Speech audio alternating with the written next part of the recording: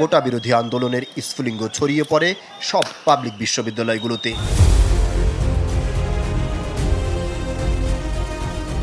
17 জুলাই অনির্দিষ্টকালের জন্য বন্ধ করে দেওয়া হয় সব পাবলিক বিশ্ববিদ্যালয়। প্রায় নিভে যাওয়া সেই আন্দোলন নতুন করে জাগিয়ে তোলেন বেসরকারি বিশ্ববিদ্যালয়ের শিক্ষার্থীরা। সব রকম ঝুঁকি নিয়ে নামেন রাজপথে।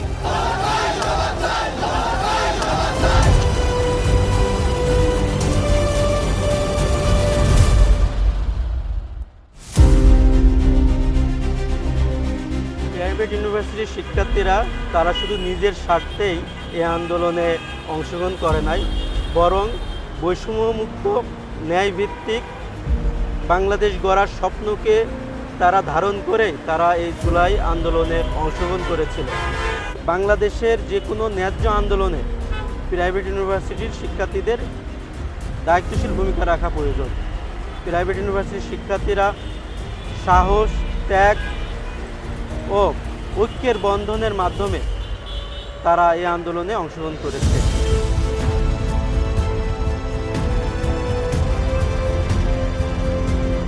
5 তারিখে একটা জরুরি সেক্রেটারিয়েট বৈঠক করি, যেখানে আমরা সিদ্ধান্ত উপনীত হই। এটা পাবলিক ইউনিভার্সিটি থেকে শুরু হলেও আসলে এই দাবি বৈষম্যমুক্ত বাংলাদেশ গড়ার লক্ষ্যে এই আন্দোলনে আমাদেরকে অংশগ্রহণ করা প্রয়োজন। 14 তারিখে আরেকটা ভার্সিটির দায়িত্বশীলদেরকে নিয়ে আরেকটা আমরা অনলাইনে মিটিং করি। মিটিংয়ের সিদ্ধান্ত অনুযায়ী আমরা 15 তারিখে প্রথম প্রাইভেট বিশ্ববিদ্যালয়ের শিক্ষার্থীদেরকে নিয়ে আমরা একটা বিক্ষোভ মিছিলের আয়োজন করি। আমরা আয়োজন শেষে 15 তারিখ রাত্রে আমরা আরেকটা অনলাইন মিটিং জয়েন হয়ে আমরা 16 তারিখ থেকে ঢাকা সহ যে প্রাইভেট ইউনিভার্সিটি যে এলাকায় আছে আমরা 7টা পয়েন্টে ভাগ করার আমরা সিদ্ধান্ত নিই। প্রাইভেট ইউনিভার্সিটির শিক্ষার্থীদের মূল যে ভিত্তি তৈরি হয় যে স্পটে, সেই স্পটটি হলো এই বাড্ডাই রামপুরা সড়কটি।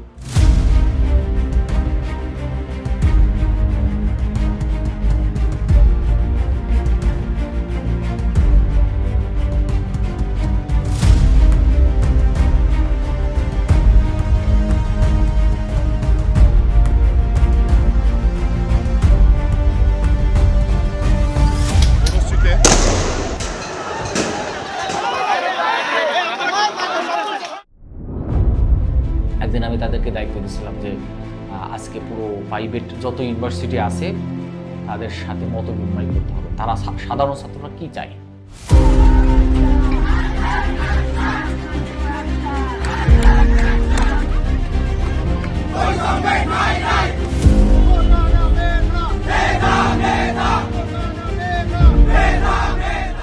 আমরা আন্দোলনে এই পাশে ছিলাম, আমরা ক্যাম্পাসের সামনে ছিলাম। আমরা একসাথে সেখানে যাই এবং ব্যাগকে মুক্ত করার অভিযানে অংশগ্রহণ করি এবং সেখানে যখন শিক্ষার্থীরা জড়ো হতে শুরু করে, পরবর্তীতে যে খুনি হাসিনার বাহিনী যারা খুন করতে আসছিল আমাদেরকে, তারা হেলিকপ্টারে করে পলায়ন করে। শত বাধার মুখেও পরিকল্পিতভাবে আন্দোলনকে এগিয়ে নিয়ে যেতে থাকেন তারা। কমপ্লিট শাটডাউন সফল করতে বেলা 11টা থেকেই উত্তরার আজমপুর রাজলক্ষ্মী হাউস বিল্ডিং এলাকার প্রধান সড়কে অবস্থান নেয় আন্দোলনকারীরা। শুরুতে টিয়ারশেল আর সাউন্ড গ্রেনেড নিক্ষেপ করে পরিস্থিতি নিয়ন্ত্রণে আনার চেষ্টা করে পুলিশ। সেই রকম অবস্থাতে আমরা 2 থেকে 3 জন ভাই আমরা এদিক দিয়ে সামনে চলে এসে এপিসি গাড়ির সাথে আমরা পিকেটিং এবং ওখানে যে পুলিশ দাঁড়িয়ে ছিল তাদের সাথে পিকেটিং করার চেষ্টা করি। এমন অবস্থায় এই জায়গাতে ওভারব্রিজের নিচে আমাদের এখানে এপিসি গাড়িটা দাঁড়াইছিল অনেকক্ষণ ধরে। আমি ভাবছিলাম এপিসি গাড়িতে কেউ নেই, কিন্তু যখনই এই মাঝ বরাবর মানে একদম 2 থেকে 3 ফিট এরকম রাস্তায় পাশে যখন আসি, তখনই গাড়ির ভেতর থেকে আমাকে গুলি করে। তো গুলি অবস্থায়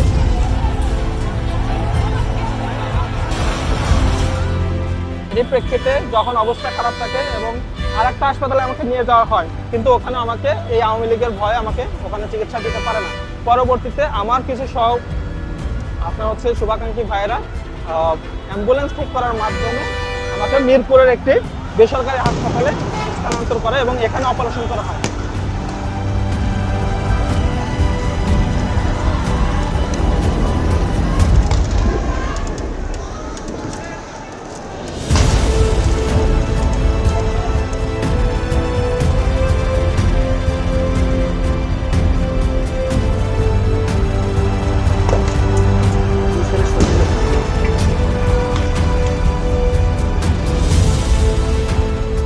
এখানে আসার পর দেখি যে অলরেডি পুলিশ হামলা করে দিয়েছে। তখন এখানে মিল্লাতের ভাইরা ছিল, এখানে ড্যাফোডিলের ভাইরা ছিল, আইবিটির ভাইরা ছিল, মানরাতের ভাইরা ছিল। পরে আমরা এসেই দৌড় দিয়ে মেন রোডে চলে আসলাম। একদিকে পুলিশ আমাদেরকে গুলি করছে, সাউন্ড গ্রেনেড মারছে, টিয়ার শেল মারছে, একদিকে আমাদের হাত ফাঁকা, আমাদের কাছে রাস্তার ইচ্ছারা কিছু নাই। এর মাঝে আমার পরিচিত একজন ভাই, উনি এনএসিতে পরে তার পায়ে প্রায় 30টার মতো গুলি লাগে, আমার কয়েকজন বন্ধুর গায়ে গুলি লাগে। পূর্ব থানার সামনে পুরোটা ফাঁকা হয়ে গেছে, কেউ নাই এখানে। পুলিশ তখন থানার ভিতর থেকে আরেকবার আক্রমণ করার প্রিপারেশন নিচ্ছে। এমন সময় আমার কাছে মনে হলো যে আমি যদি যাই, আমি যদি সামনে আগাই, বাকিরা আমাকে দেখে সামনে আগাবে। ওই সময় পুরো এরিয়া ফাঁকা। আমি তখন পূর্ব থানার সামনে অবস্থান নিই লাল ব্যারিকেড নিয়ে। আমার সাথে একজন ভাই ছিলেন, তিনি আমাকে বললেন যে ভাই চলেন আমরা আগাই। পরে আমরা লাল ব্যারিকেড নিয়ে থানার সামনে অবস্থান নিলাম। দেখলাম যে আশেপাশে যারা, তারা আস্তে আস্তে আগাচ্ছে। এমন সময় পুলিশ আমাকে টার্গেট করে কয়েক রাউন্ড গুলি করে। আমি মুখে হাত দিয়ে বসে পড়ি। প্রথম গুলিটা লাগে আমার চোখে। আমি ফিল করতে পারছিলাম যে আমার মুখ থেকে রক্ত বের হচ্ছে। তখন কয়েকজন ভাই এসে আমাকে রেস্কিউ করে, আমাকে ধরে নিয়ে যায়। তাদেরকে আমি চিনি না, তাদের সাথে আমার আজ পর্যন্ত আর দেখা হয়নি। তাদের ভিতরে কেউ জীবিত আছে কিনা আমি সেটাও জানি না।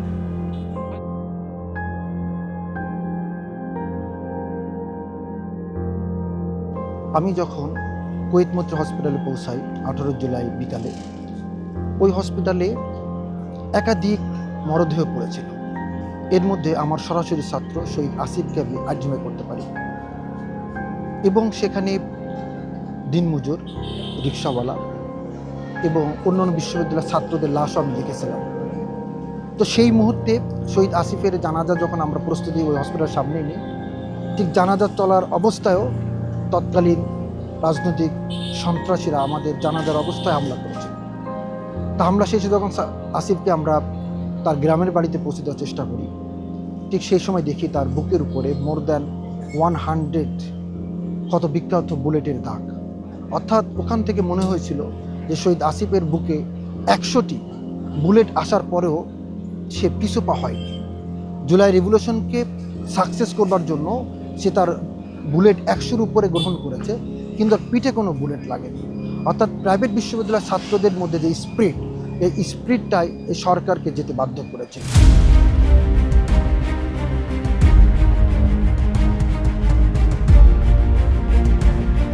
আমাদের আন্দোলন যখন একদম মুখ্য সময়, যে সময় ছাত্ররা রাস্তা আন্দোলনে নেমে পড়ে, তখনই আমাদের কিছু বিষয় ফেস করতে হয়। যখন পুলিশ টিয়ার শেল এবং কাঁদনে গ্যাস ছড়ে, তখন ছাত্রদের চোখ মুখ জ্বালা, এমনকি আন্দোলন করতে গেলে সামনে তো তাকাচ্ছে, এমনকি অনেকে আহত হচ্ছে যে টিয়ার শেলের কাঁদানে গ্যাসের কারণে অনেকে তাকাতে পারতেছিল না।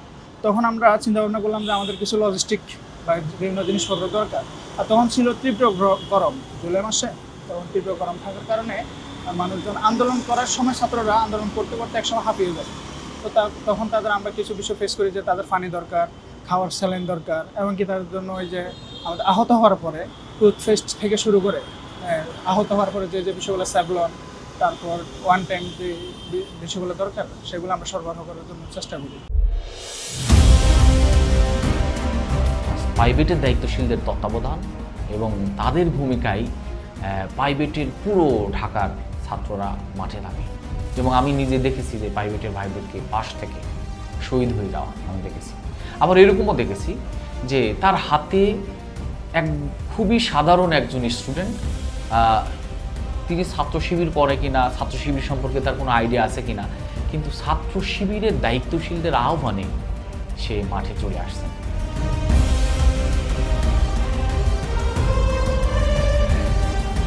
যেই সময় ইন্টারনেট ব্ল্যাকআউটটা হয়ে যায়, হওয়ার পরে আমরা আসলে ভিডিওগুলো রেখে দিই। আমরা আসলে ভিডিওগুলো রেখে দেওয়ার পরে চেষ্টা করা হয় যে যখন ইন্টারনেট একটু আসতেছিল, অনেকে সেই সময় চেষ্টা করছিল কিন্তু ভিপিএন দিয়ে, অনেক সময় ভিপিএন দিয়ে কানেক্ট হচ্ছিল, অনেক থ্রুতে মাঝে মাঝে পাওয়া যাচ্ছিল।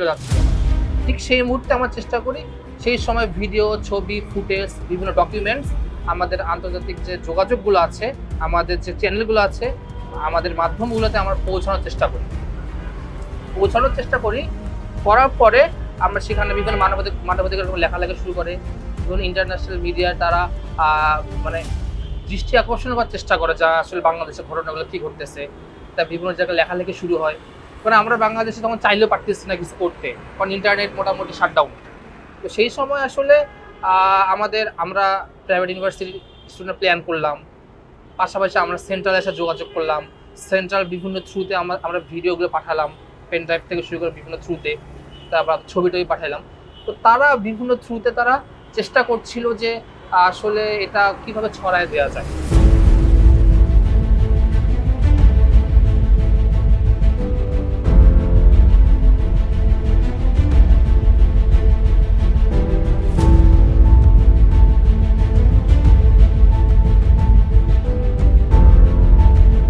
সে সময় আমরা হাতে লেখা চিঠির মাধ্যমে প্রত্যেক ইউনিভার্সিটির যে প্রতিনিধিদের কাছে মোটরসাইকেলে করে আমরা চিঠি পৌঁছে দিতাম, বার্তা পৌঁছে দিতাম, কিভাবে আমরা কখন কোথায় একত্রিত হব, কিভাবে আন্দোলন পরিচালিত হবে, কারা লজিস্টিক সাপোর্টগুলো সাপ্লাই দিবে, কারা খাদ্য রসদ সাপ্লাই দিবে, কোন গ্রুপ চিকিৎসা অ্যাম্বুলেন্স বা যারা আহত হবে।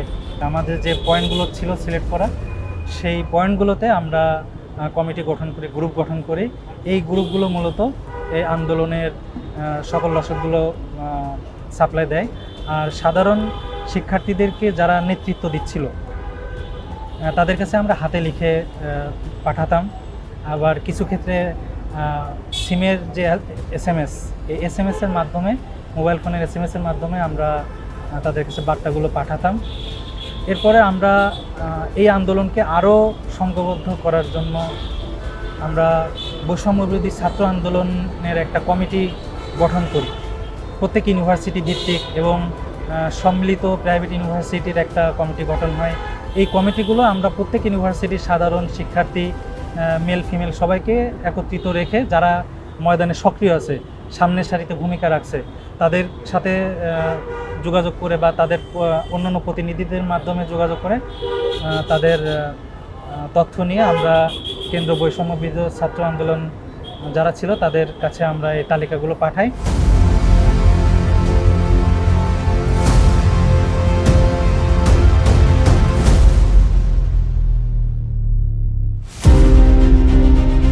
এবার আমরা প্রত্যেকটা স্পটে আমরা আন্দোলনকে পুনর্গঠন করার জন্য কাজ করি, পুনর্গঠন করার জন্য চেষ্টা করি।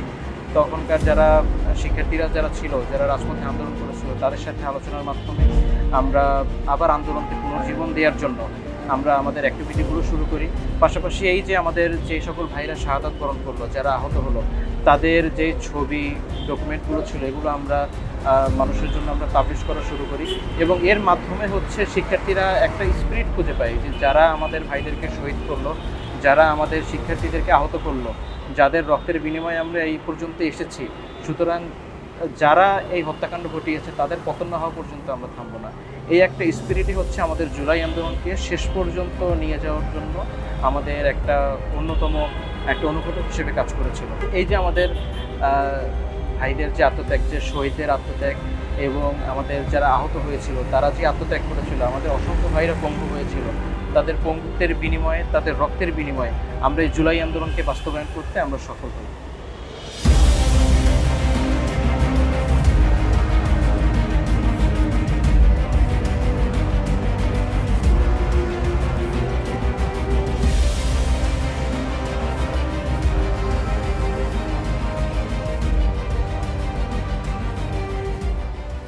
এখানে মেইনলি আমরা যেটা 1 আগস্টের ঘোষণার পরেই কেন্দ্রীয় ছাত্র শিবিরের পক্ষ থেকে যে ছাত্র শিবির প্রাইভেট ইউনিভার্সিটি শাখার প্রতি নির্দেশনা আসে যে আমাদের যে স্পোর্টগুলো আছে এই স্পোর্টগুলোতে আমাদের সামনে থেকে ফ্রন্টে আমাদের ভূমিকা পালন করতে হবে। তো ছাত্র শিবির প্রাইভেট ইউনিভার্সিটির তৎকালীন শাখা সভাপতির থেকে আমাদের উপর নির্দেশনা আসে যে আমরা এই স্পোর্টগুলোতে থাকবো, আমাদেরকে এইভাবে কাজ করতে হবে, যেহেতু আমাদের এইভাবে অবস্থাগুলো আছে, আমাদেরকে ধরে নিয়ে যাওয়া হচ্ছে, আমরা রাস্তায় নামতে পারতেছি না, একাধিকভাবে অনেকজন জড়ো হলে আমাদের সমস্যা হচ্ছে। আমাদেরকে এই টোটাল সিনারিও বা প্ল্যান সব কিছু আমরা প্রাইভেট ইউনিভার্সিটি ছাত্র শিবিরের পক্ষ থেকে পাই।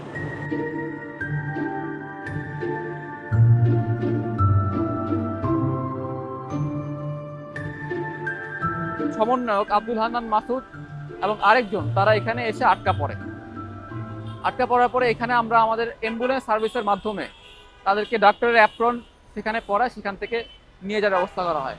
পাশাপাশি যখন ইন্টারনেট বন্ধ হয়ে যায়, কোনো কারোর সাথে কারো যোগাযোগ নাই, সমন্বয়কদেরকে গুম করে নিয়ে যাওয়া হয়, সে সময় আব্দুল হান্নান মাসুদ সহ যারা আন্দোলন আবার নতুন করে আন্দোলনের পুনরায় জীবন দেয় আর কি বলা যায়, যে তারা তাদের ভিডিও বার্তার মাধ্যমে সে সময় তাদের যে ডিভাইসগুলো, বিশেষ করে মোবাইল, তাদের নেক ব্যান্ড, এই বিষয়গুলো আমি নিজেই যমুনা ফিউচার পার্ক থেকে কিনে আমি গুলশানের একটা জায়গায় দিয়ে আসি আর কি।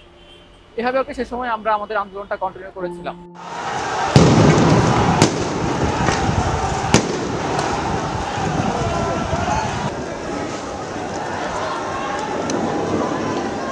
তিন তারিখ পর্যন্ত যে সর্বোচ্চ আন্দোলনের যে জায়গাগুলোতে যাচ্ছে, এই জায়গাও সর্বোচ্চ এই আন্দোলনকে আরো গতি ফিরায় আনার জন্য সামনের কাতারে দাঁড়ানো, এই আমাদের জনশক্তিরা এবং সাধারণ ছাত্রদেরকে সামনের কাতারে দাঁড়িয়ে আন্দোলনকে আরো আগায় নিয়ে যাওয়ার বিষয়গুলা, এবং পরবর্তীতে 4 তারিখে আমাদের যে আন্দোলন ছিল, 4 তারিখে শহীদ মিনারে একসাথে জড়ো হওয়ার যে বিষয়টা, এটার কেন্দ্রিক আমাদের 3 তারিখ কেন্দ্রিক আমাদের বড় প্রিপারেশন ছিল।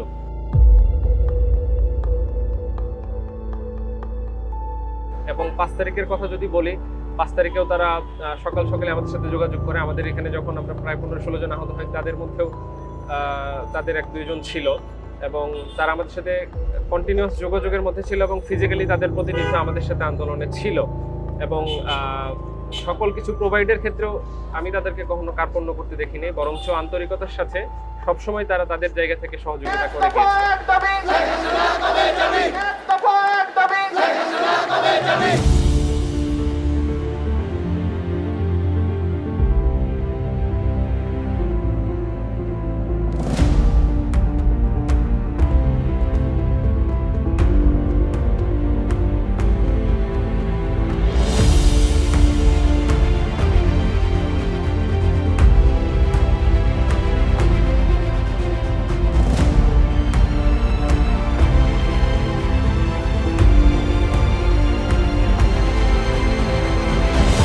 এক পর্যায়ে 1টার সময়, ঠিক 1টা থেকে 1:10 এই মুহূর্তে বসুন্ধরা গেটে পুলিশ সেনাবাহিনী ছিল, তারা অবস্থান ত্যাগ করে, এবং সেনাবাহিনী সে সময় আমাদেরকে সাপোর্ট দেয়। সাপোর্টের ফলে আমরা পরবর্তীতে একসাথে প্রথমে জাতীয় সংসদ ভবন এবং পরবর্তীতে গণভবনে আমরা পদযাত্রা করি, এবং আমরা এই প্রাইভেট বিশ্ববিদ্যালয়ের শিক্ষার্থীদের যে গৌরবগাথা, যে সংগ্রাম, এই সংগ্রামের মধ্য দিয়ে আমরা একটি নতুন বাংলাদেশের অধ্যায় সূচনা করি। যারা এই আন্দোলনে এসে ভূমিকা রেখেছিল, যাদের নাম আন্দোলনের কোথাও আলোচনায় আসেনি, তাদের আমাদের দৃষ্টির বাইরে, আমাদের চিন্তার বাইরে ছিল, আমার মনে হয় যে এই সকল ব্যক্তিদের, আমাদের এই প্রজন্মকে এখন যারা, আমাদের দায়িত্ব হলো তাদের প্রত্যেককে খুঁজে খুঁজে বের করা, এবং তাদের সেই বীরত্বগাথা স্মৃতিগুলাকে বর্তমান প্রজন্মের জন্য সামনে নিয়ে আসা।